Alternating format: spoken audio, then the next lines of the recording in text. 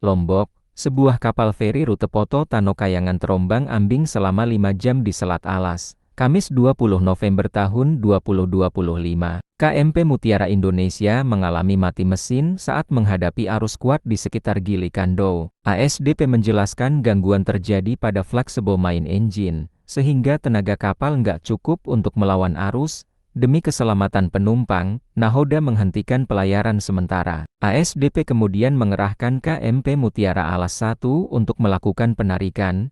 Proses towing dimulai jam 17:08 WITA, dan kapal akhirnya tiba di Pelabuhan Kayangan pada 19:35 WITA. Seluruh penumpang selamat. ASDP pun mengimbau operator kapal untuk selalu memastikan kondisi mesin benar-benar siap sebelum berlayar. Peristiwa ini pertama kali terlihat dari video amatir di Facebook dan telah dikonfirmasi ASDP melalui laporan Detik Bali.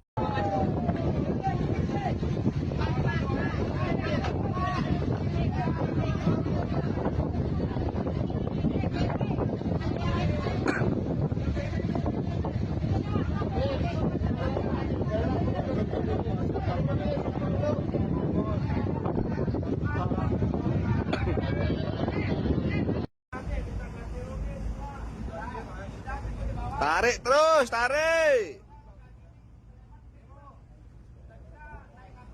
Geret terus, geret.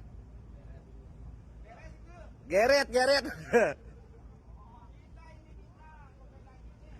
Yo harus itu yo.